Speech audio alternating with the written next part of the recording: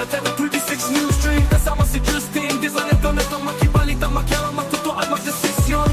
Netama matudesisyon, natama.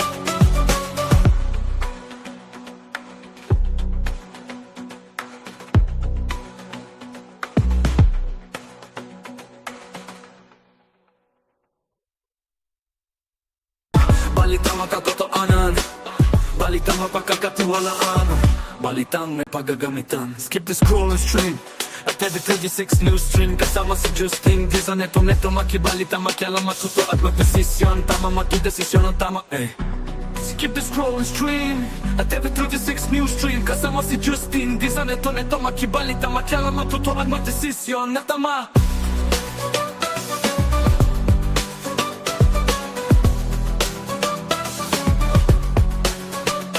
The scroll and stream at every 36 news stream kasama si Justin. Di sa neto makibalita, makialam, matuto at magdesisyon. Netama matudesisyon, natama.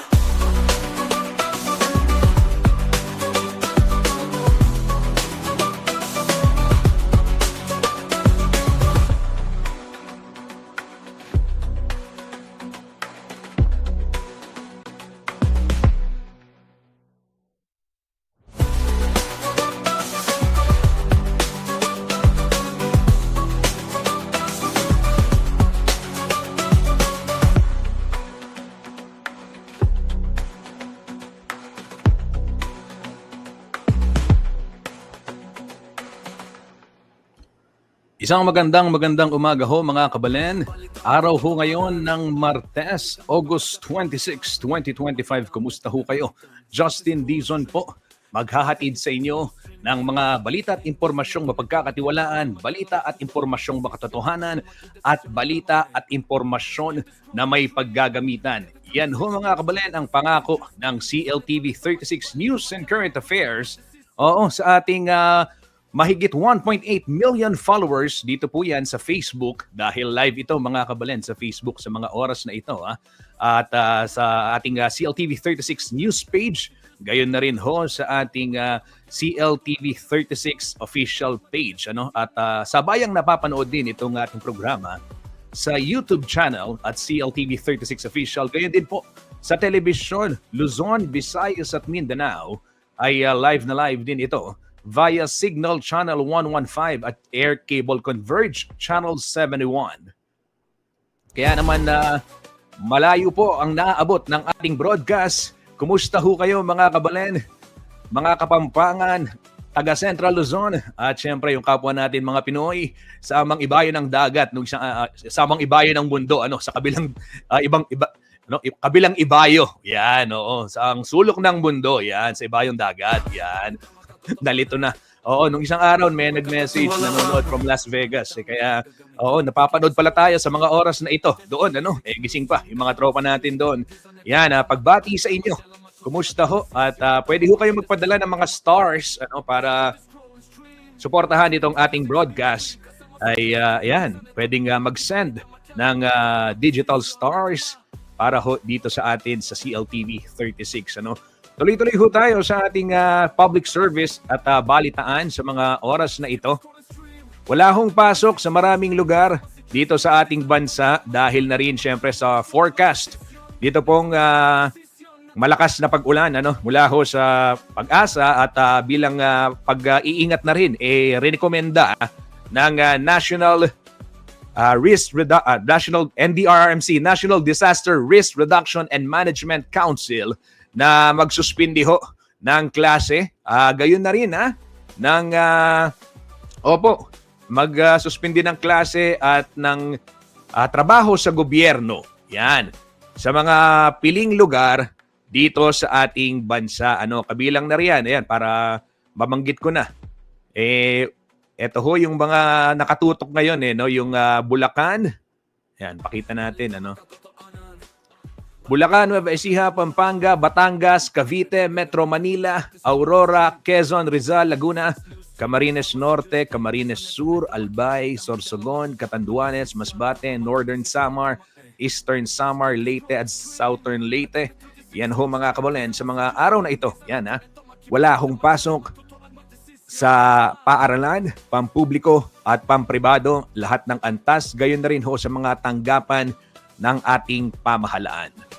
Skip the scroll and stream at every 36 news stream. Kasama si Justin, di sa neto makibalita, makialam, matuto at magdesisyon. Natama, matudesisyon, natama.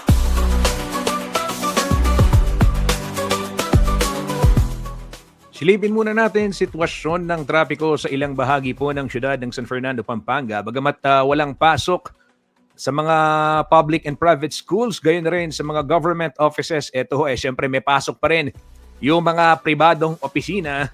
Kaya naman, makikita natin, ramdam pa rin yung pagbigat ng daloy ng trapiko sa ilang bahagi po ng siyudad ng San Fernando. Dito ho sa may Del Rosario, maluwag ang sitwasyon. Ayos pa tayo dyan.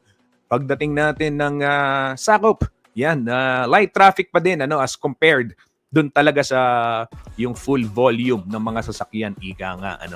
And dito ho sa may sakop, other side, yung nakikita natin, at meron na hong build up dyan sa may tapat ng Regional Government Center sa Maimpis, at doon sa may Tulid Pilar Village, opo, Kabalen, kening FEU Pampanga. So meron hong pagbabagal ng daloy ng trapiko dyan sa area na yan. And pagdating naman ng San Isidro, medyo luluwag na ho yung sitwasyon. At St. Jude, ay of course may traffic light dyan, but light traffic. At dito ho sa may Makabakle, dyan merong pagbigat ng daloy ng trapiko. King Tulid, JBL, at ganyan din sa may Dolores, Makabakle. Dyan ho sa may San Juan, Palawi, Santo Niño area, light traffic din sa mga oras na ito. Gayon din sa bahagi ng Jose Abad Santos Avenue na sakop po ng siyudad ng San Fernando. So yung mga medyo may pagbigat lang dito, dyan sa may bandang sakop, Maimpis, yung Regional Government Center, and dito sa ating tawag dito, Makabakle portion, Dolores, yan pong JBL. At hanggang nakitang Makabali-ali naman na, uli nga lang klase kaning High School Boulevard. So light traffic ho dyan sa mga oras na ito. Balitang may paggagamitan, skip the scroll and stream at every 36 news stream. Kasama si Justin, di sa neto makibalita, makialam, matuto at magdesisyon. Tama, magdesisyon ang tama, Skip the scroll and stream at every 36 news stream. Mula ho dito sa San Fernando, silipin naman natin sitwasyon ng trapiko sa ilang bahagi po ng lalawigan ng Bataan. Real-time traffic monitoring naman mula ho sa One Bataan Command Center. Ito, sa mga oras na ito, at marami nang nag-uwian galing bakasyon kahapon. Pero yun nga, suspended yung klase. Gayon na rin yung trabaho sa mga public offices sa maraming bahagi po ng ating bansa. Kasama na dyan, syempre, Pampanga, Metro Manila din. So, dito ho sa Bataan, itong sitwasyon ng trapiko sa mga oras na ito. Hindi po kasama yung Bataan sa mga nag-suspend or sa mga nagdeklara. Oo, yung klase suspension. Gayon na rin yung work suspension. So dito ho sa atin sa rehiyon, Bulacan, Nueva Ecija, Pampanga, Aurora, yan ho yung mga naisama dun sa declaration ng ating national government. So ito ho ang sitwasyon ng trapiko dito ho sa lalawigan ng Bataan. Balitang may paggagamitan, skip the scroll and stream at every 36 news stream. Kasama si Justin, di sa neto makibalita, makialam, matuto at magdesisyon. Tama, magdesisyon ang tama, Skip the scroll and stream at every 36 news stream. Maluwag hong sitwasyon dito ho sa may boundary ng Pampanga, Hermosa, dyan sa may Lubao, at sa Bataan. Ganyan din sa Layak, Balanga bound, maluwag din ho ang sitwasyon. Going to SC Tex, light traffic din.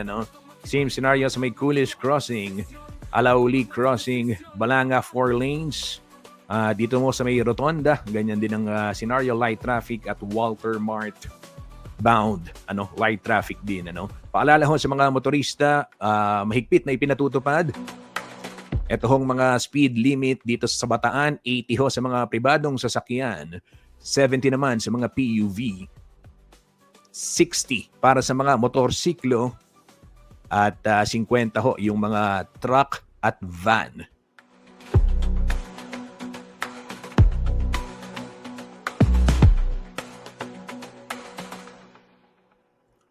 Mula naman sa Bataan, silipin natin sitwasyon ng trapiko sa ilang bahagi ng North Luzon Expressway. Real-time traffic monitoring via NLEX Corporation. Narito po ang sitwasyon. Balintawak Toll Plaza, light traffic sa mga oras na ito. Itong Valenzuela Interchange, ayan, medyo naka-zoom. Mabilis naman yung mga andar ng mga sasakyan. May kaunting pagbabagal o build up. Konting pila lang naman dyan sa may Mindanao Toll Plaza. Pero dito ho sa may Kawayan, magkabilang linya, marami na yung mga sasakyan. Ano? Ganyan din sa may Bukawi Toll Plaza kung ikaw ay daraan doon sa may truck lane. Ayan, medyo may pila na dyan.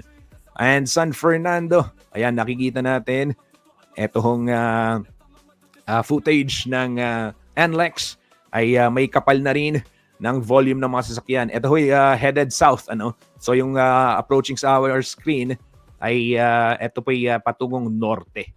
At yung nasa right side, yung southbound yan, patungo naman ng Metro Manila. Yan ho ang sitwasyon ng trapiko sa malaking bahagi ng North Luzon Expressway. Ngayon pong 10:24 ng umaga, August 26, araw ho ng Martes.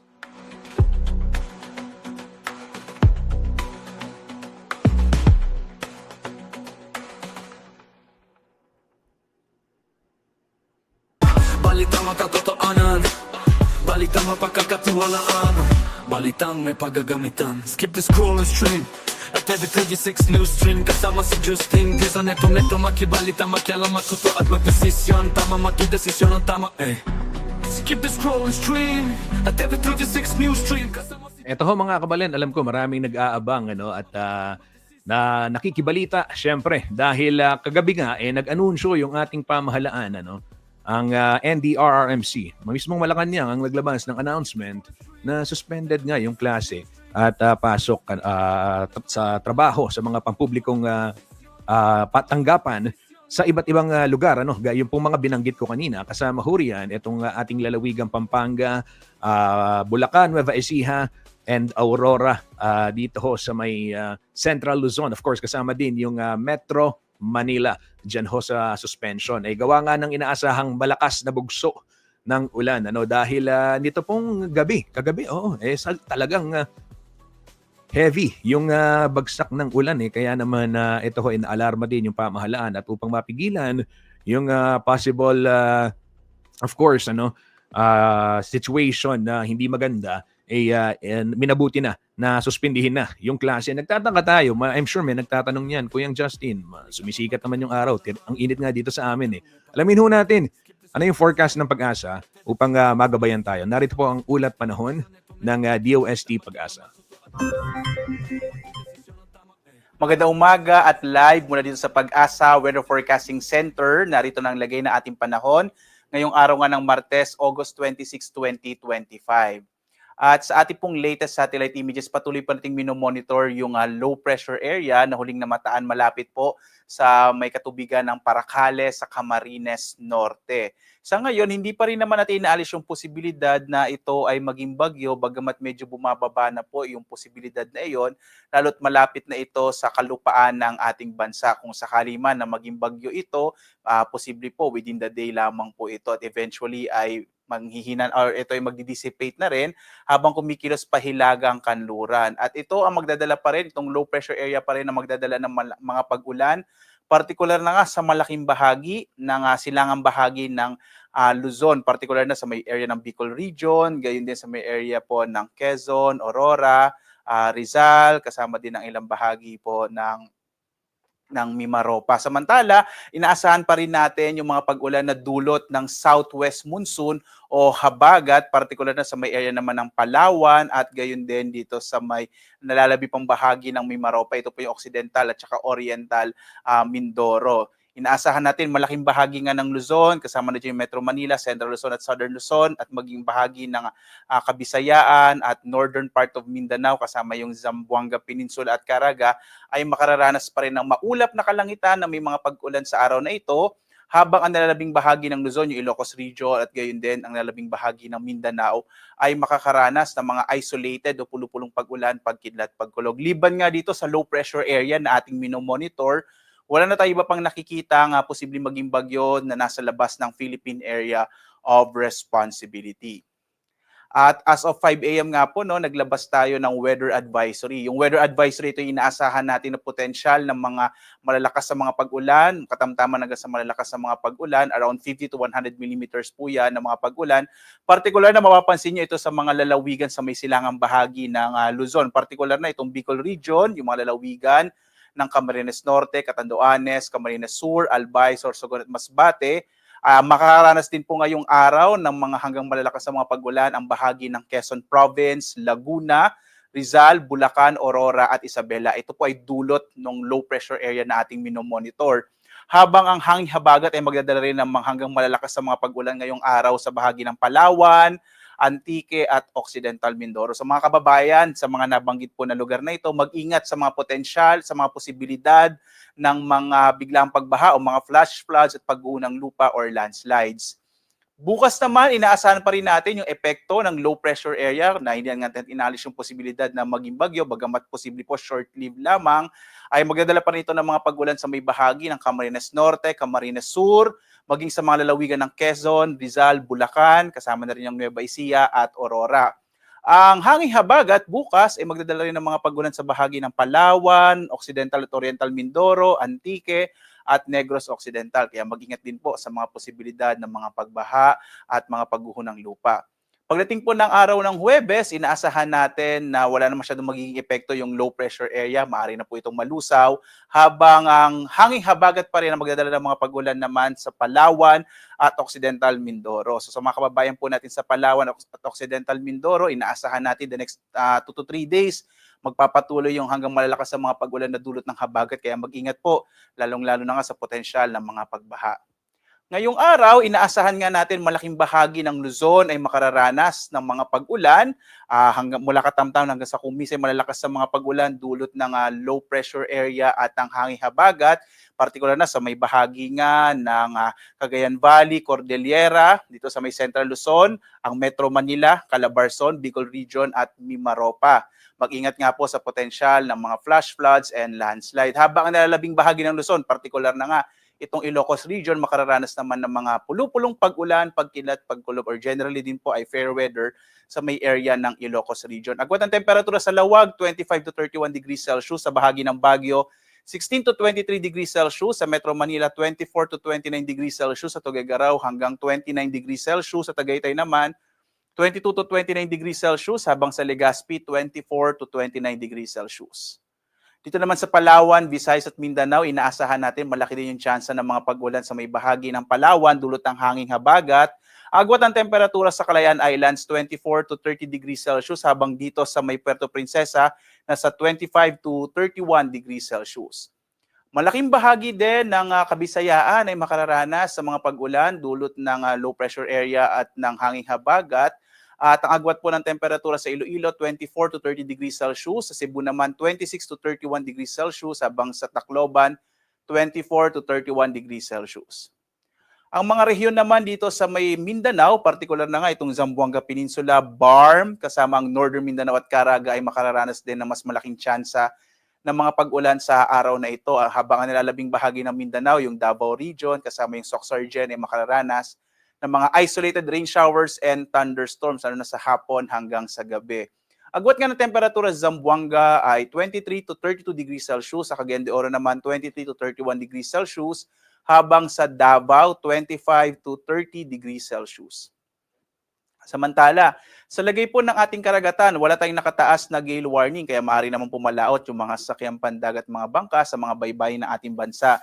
So may area po ng Luzon, katamtaman yung mga magiging pag-alo ng karagatan, habang sa nalabing bahagi ng ating bansa, Banayad, hanggang sa katamtaman yung magiging pag-alon. Samantala po, mag-ingat pa rin kapag may mga thunderstorms na kung minsan nagpapalakas ng alon ng ating karagatan. At narito po yung ating weather outlook po sa mga susunod na araw hanggang araw ng Sabado. Patuloy natin inaasahan na magdadala ng mga pag-ulan itong low pressure area at southwest monsoon bukas. Partikular na nga kasama yung Metro Manila, Central Luzon, Southern Luzon, malaking bahagi ng Kabisayan at western section ng Mindanao. Pagdating po ng araw ng Huwebes hanggang Biyernes, medyo mababawasan na po yung mga pag-ulan na mararanasan sa bansa. Partikular na po yung Kabisayaan, mababawasan na yung mga pag-ulan. Asahan na lamang yung mga pag-ulan sa Metro Manila, Central Luzon, Southern Luzon at ilang bahagi ng Kabisayaan. Pagdating ng araw ng Sabado, inaasahan natin yung mga pag-ulan dito na lang sa may kanlurang bahagi ng Central and Southern Luzon at maging sa may Western Visayas. Muli po, inaasahan pa rin natin yung mga pag-ulan lalo na sa may kanlurang bahagi ng ating bansa. Kaya mag-ingat sa mga posibilidad ng flash floods and landslides. Ang araw naman natin ay sisikat mamayang 5:44 na umaga at lulubog, ganap na 6:12 ng gabi. At sundan pa rin tayo sa ating iba't ibang mga social media platforms, sa X, sa Facebook at sa ating YouTube at sa ating websites. pag-asa.gov.ph at maging sa panahon.gov.ph. Dito nyo po makikita yung mga ilalabas po natin or ini-issue ng mga thunderstorm advisories, rainfall informations, general flood advisories at mga heavy rainfall warning sa buong bansa. At live na nagbibigay update mula dito sa Pag-asa Weather Forecasting Center. Ako naman si Obet Badrina. Maghanda po tayo lagi para sa ligtas na Pilipinas. Maraming salamat po. Magandang umaga. Blessed Tuesday sa inyong lahat.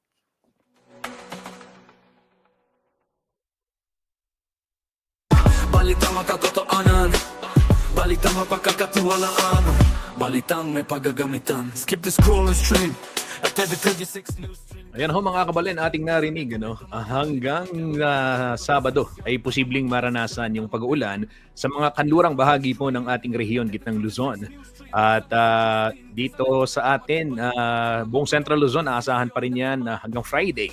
May mga pag-uulan pa rin. So mabuti pong planuhin yung inyong mga lakad. At ayan, batiin muna natin, nakatutok sa ating programa, Kuyang Cesar Bontana. Maraming salamat sa iyong pagtutok dito sa CLTV 36 News Stream. Kumusta, Kuyang Cesar? Kumusta ang panahon dyan sa inyong lugar?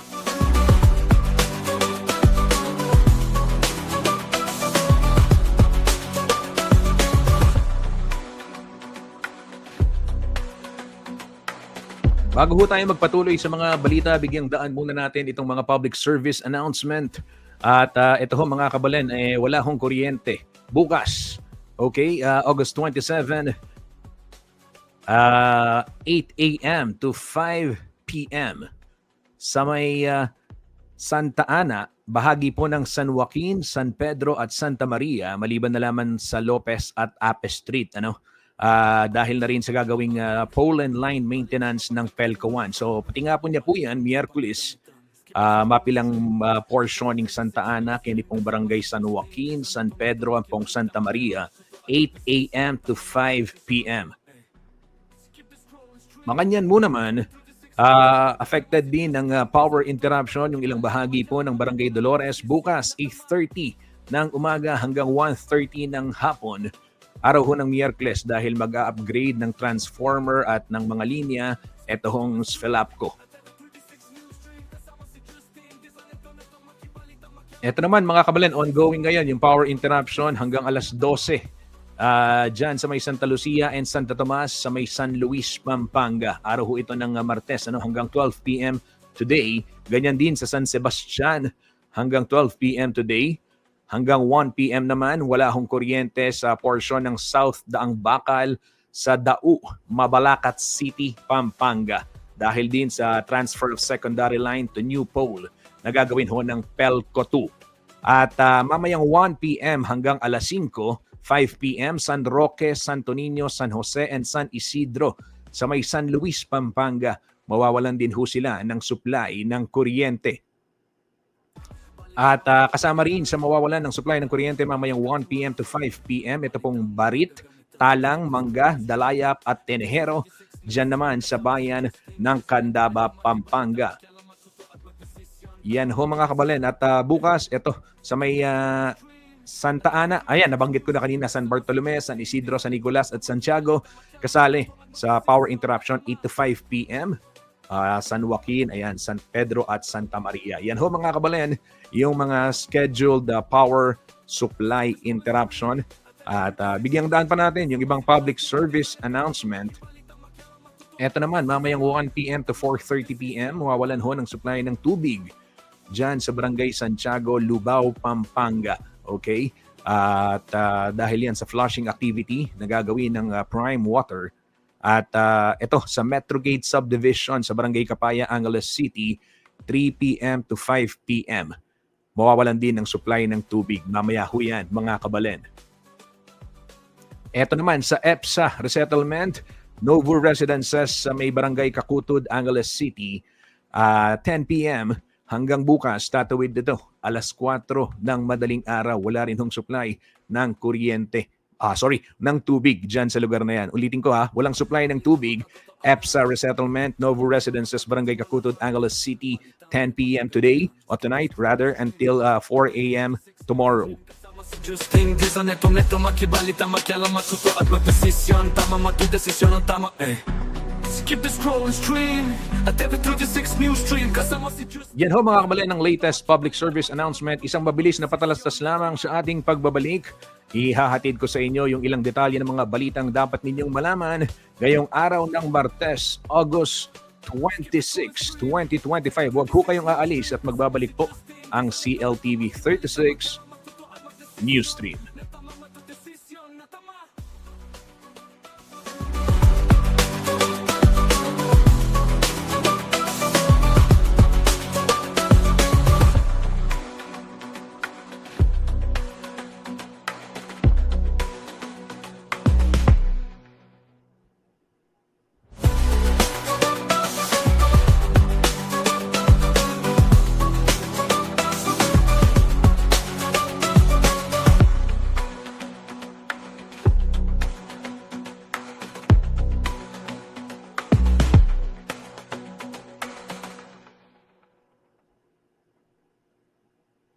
Balitang makatotoanan, balitang mapagkakatiwalaan, balitang may paggagamitan. Skip the scroll and stream at TV36 News Stream kasama si Justin. Di sa neto makibalita makialam matuto at magdesisyon tama magdesisyon ang tama skip the scroll and stream at TV36 News Stream kasama si Justin. Di sa neto makibalita makialam matuto at magdesisyon na tama.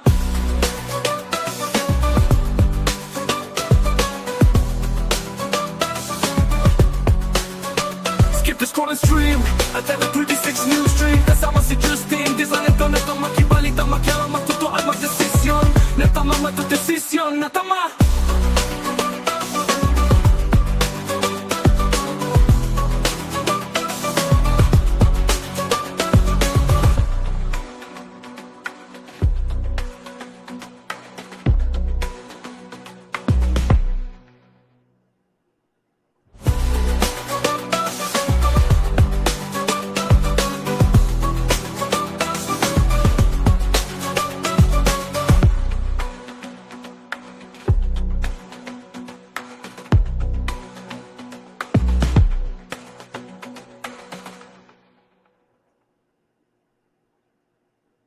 Balitang makatotoanan, balitang mapagkakatiwalaan, balitang may paggagamitan. Skip the scroll and stream at TV36 News Stream kasama si Justin. Di sa neto makibalita makialam matuto at magdesisyon tama magdesisyon ang tama skip the scroll and stream at TV36 News Stream kasama si Justin. Di sa neto makibalita makialam matuto at magdesisyon na tama.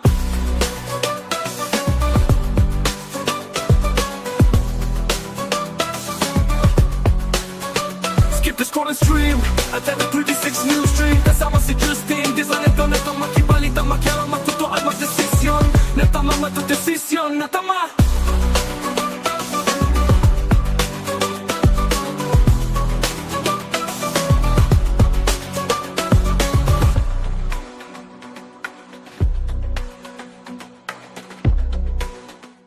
Nagbabalik po ang CLTV 36 News Stream. Ito ho mga kabalen sa headlines. Una sa balita, pagkabungad ng ating, unang bumungad sa atin, pagkabukas ng ating mga mata, ito hong balita tungkol sa pagkakasibak kay PNP Chief Nicolas Torre III. Wala pa hong linalabas na dahilan itong ating palasyo.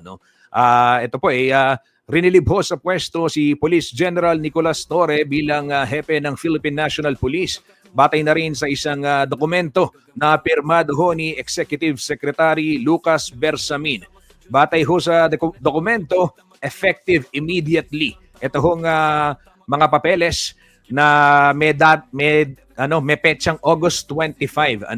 Wala pang inilalabas na ibang pahayag. Ito pong Malacanang kaugnay ng pagkakatanggal ni Torre sa pwesto. Matatanda ang si Torre po ay naging kilala at itinalaga nga bilang hepe ng PNP matapos siya'y pamunuan niya yung pag-aresto kay dating Pangulo Rodrigo Duterte. Siyempre yung sa bisa na rin ng isang warrant of arrest mula po sa International Criminal Police Organization. At noong March 11, siya po yung naging naging ground commander doon sa pag-aresto kay dating Pangulong Rodrigo Duterte. Mga kabalen? And ito ho, noong September 2024 naman, pinangunahan din ni Torre. Ito hong pag-aresto naman sa spiritual advisor ni dating Pangulong Rodrigo Duterte na si Pastor Apollo Kibuloy, na siya pong nakaharap naman sa patong-patong na kaso ng pang-aabuso at trafficking. Mga kabalen, child abuse at trafficking. Si Torre po noong May ay naitanghal nga bilang pinuno nitong Philippine National Police. Ang kauna-unahan na mula po sa Philippine National Police Academy. Kasi merong batas na natutunan ko to kay Senator Cheese Escudero, Senate President. Narinig ko sa kanya, sinasabi na merong batas na dapat yung mga hepe ng PNP, civilian. Ibig sabihin, hindi galing ng PMA. So, kaya nga binuo yung PNPA. And General Torre was the first graduate of PNPA to be appointed as Chief PNP. Pero ito nga, ay matapos pong ilang buwan, ay sinibak na sa pwesto si General Torre. At developing story ho ito, mga kabalen. Tutukan natin kung ano yung magiging kahihinatnan sa mga susunod na araw. Yan ho ang latest kaugnay nitong pamunuan ng atin hong kapulisan.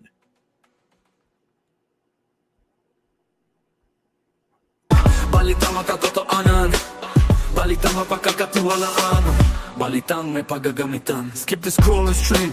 Ito naman, samantala, para ho sa mga nalingat lang din. Last time may adjustment, may nagbaba, may tumaas. Ito, tumaas ulit. Gasolina, 70 centavos per liter ang itinaas. Ngayon hong Martes. Itong diesel, 50 sentimo kada litro ang itinaas, habang ang kerosene, 30 sentimo per liter ang dagdag ho dyan. Kaya naman, paalala, ito sa mga motorista, sakit hindi Yan lang ho ang ating masasabi. Natama matudesisyon, natama!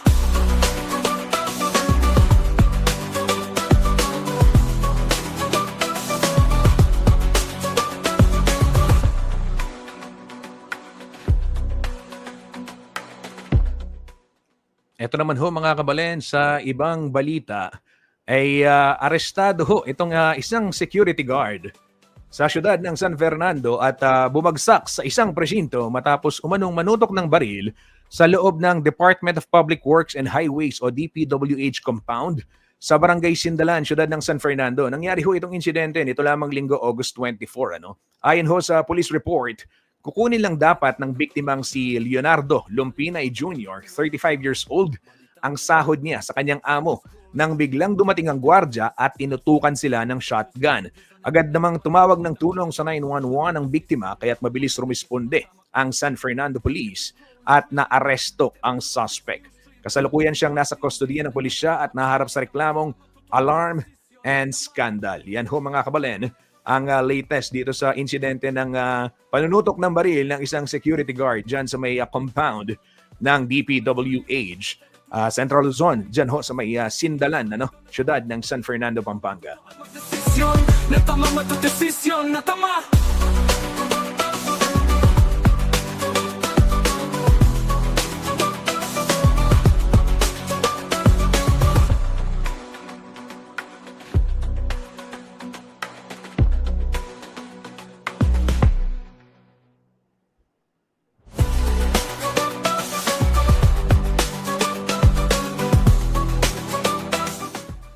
Ito naman ho mga kabalen, sa ibang balita, ay good news tayo. Narescue ho ng Philippine Coast Guard itong mangingisdang nawala. O nawawala dyan sa may Baho de Masinloc. Ligtas na hong nasagip ng Philippine Coast Guard ang ating kababayan. At ito po naiulat siyang mawala matapos mahiwalay sa kanyang mga kasamahan. Nangyari po yung insidente sa gitna ng malalakas na alon at hanging dulot ng bagyong Isang sa karagatang sakop po ng Baho de Masinloc, Zambales nitong Biyernes, August 22. Kinilala po ang mangingisda na si Roberto Albior, 53 years old at residente ng Kalapandayan, Subic. Naiulat siyang nawala habang sakay po ng FFB Cider kasama yung 12 pang mangingisda na nauna nang nailigtas ng Philippine Coast Guard. Natagpuan po si Albior nitong Lunes, August 25 matapos ang ilang araw na search and rescue operation kasunod ng ulat ng kapwa niya ng mangingisda na nakakita sa kanya sa karagatan. Agad na binigyan ho ng pagkain at atensyong medikal si Albior habang pabalik sa Subic sakay ng BRP Cape San Agustin. Ayan, at saludo ho. Pagsaludo sa ating mga magigiting na bantay dagat na nakapagligtas ho nitong ating mangingisda. Ayan, maraming salamat siyempre sa Philippine Coast Guard. Isang tunay na kagitingan, lalong-lalo na yung ginagawa nilang pagbabantay. Alam naman ho natin yung sitwasyon sa Baho de Masinloc. Di ba? Bagamat hindi ganon kaganda yung ating mga gamit kung ikukumpara dyan sa China, yung puso naman nitong ating mga miyembro ng Coast Guard talagang hindi umaatras. At kabilang din yung sa kanilang tungkulin, itong pagliligtas ng mga nawawalang mangingisda, syempre. In fact, I just have to say this, last week may report tayo, di ba, yung hold-upping incident o carnapping incident sa Macabebe, Pampanga, sa Consuelo. The victim was a driver ng isang booking company. So, binook siya sa Metro Manila, dinala ho sa Macabebe, and doon isinagawa yung krimen. Ang naka-rescue, ang tumulong din doon sa ating doon sa biktima at naka-aresto doon sa mga suspect ay Philippine Coast Guard. So again, muli pagsaludo sa mga miyembro ng Philippine Coast Guard for job well done, sirs. Talagang hindi po namin isinasawalang bahala yung sakripisyo ninyo. In fact, itong National Heroes Day, silang mga nagbabantay ng ating karagatan, lalong-lalo na dyan sa may West Philippine Sea sa Zambales. Yan ang talagang yung bagong mga bayani, talagang in the face of danger, nga para ho sa bayan, hindi umaatras. Kaya naman muli, maraming salamat sa Philippine Coast Guard. Balitang makatotoanan, balitang mapagkakatiwalaan, balitang may paggagamitan. Skip this crawling stream at every 36 news stream. Kasama si Justin Dizon, neto makibalita, makialam, matuto at magdesisyon. Tama, matudesisyon ang tama, Skip the scrolling stream at every 36 news stream. Kasama si Justin Dizon, neto makibalita, makialam, matuto at magdesisyon na tama.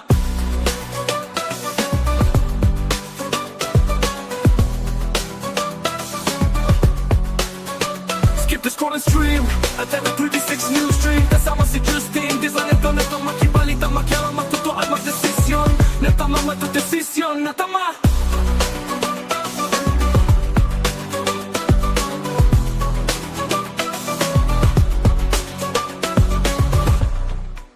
Ito ho mga kabalen, bago ako magpaalam, gusto ko lang ipakita sa inyo yung husay, talino, ganda at talento dito hong mga kandidata ng Miss Magalang 2025. Silipin ho natin yung masayang coronation night sa ulat ho ni Danica Gino. Punong-puno ng ningning at glamour ang Magalang Town Plaza sa pagdaraos ng Coronation Night ng Miss Magalang 2025 nitong Huwebes, August 21. Dito nagpasiklaban ang 14 na Magalenya para sa pinaka-inaasam na korona. Ramdam ang energy sa stage nang iparada ng mga kandidata ang kanilang ganda at husay sa pagpapakilala, bit-bit ang pride ng kani-kanilang barangay.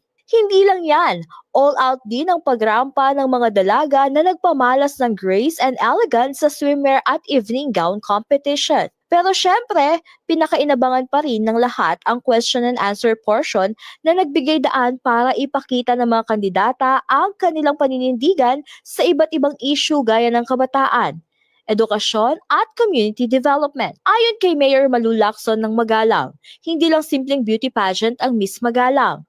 Nagsisilbi rin itong platform para maipakilala ang kanilang bayan.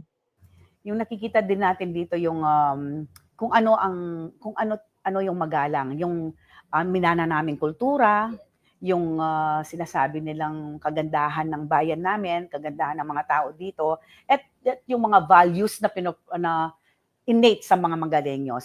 At dahil bahagi ito ng week-long celebration ng makulay na piyestang Kamaru, todong suporta ng LGU para maipromote ang turismo at kultura ng kanilang bayan. Kasi dating hindi naman nila alam yung Magalang pero mula nang focus kami dito sa mga festivities na to promote tourism, talagang nakilala na yung Magalang, not only sa mga tao nito but also the heritage and culture na pinopromote namin ngayon. So, parang yung isang candidate, pag tumayo siya sa stage, you will see kung ano yung Magalang.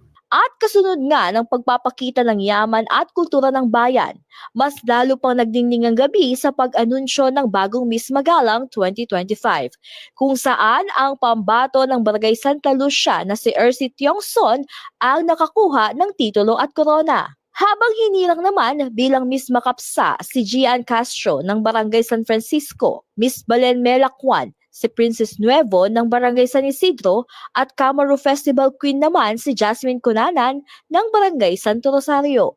With the success of Miss Magalang 2025, hindi lang isang beauty queen ang nakoronahan. Ipinakita rin ng mga Magaleño ang kanilang pagkakaisa at pagmamalaki sa sariling bayan. Isang makasaysayang gabi na siguradong mananatili sa kanilang alaala. Danny Cachino, CLTV 36 News.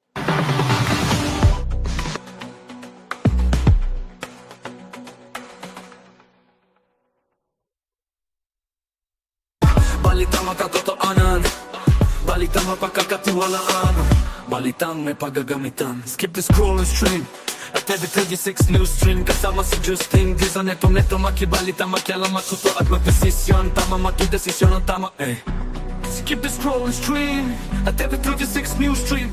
Ayan, congratulations po sa lahat ng mga nanalo, nagsipag-ugi dyan sa Miss Magalang 2025 at syempre congratulations sa lokal na pamahalaan ng Magalang headed by Mayor Malu Lacson para ho sa isang matagumpay na pagdiriwang ng Kamaru Festival. Isa talagang tunay na yaman ng ating probinsya na dapat pong ipagmalaki at dapat niyong makita dahil masaya yung kanilang mga street dancing festival competition, maliban pa syempre sa masasarap na pagkain dyan sa Magalang, Pampanga. Kabalen, ako po yung magpapaalam na.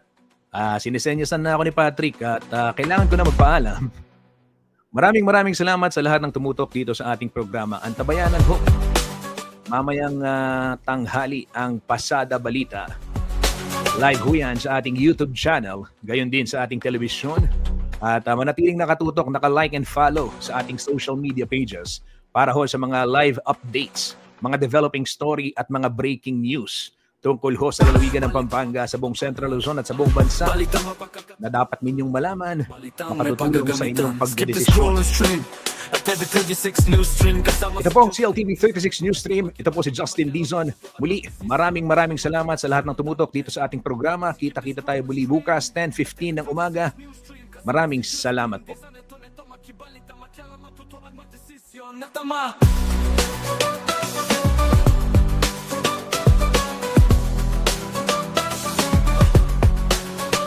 Skip the scroll and stream at every 36 news stream. Kasama si Justin Dizon, neto makibalita, makialam.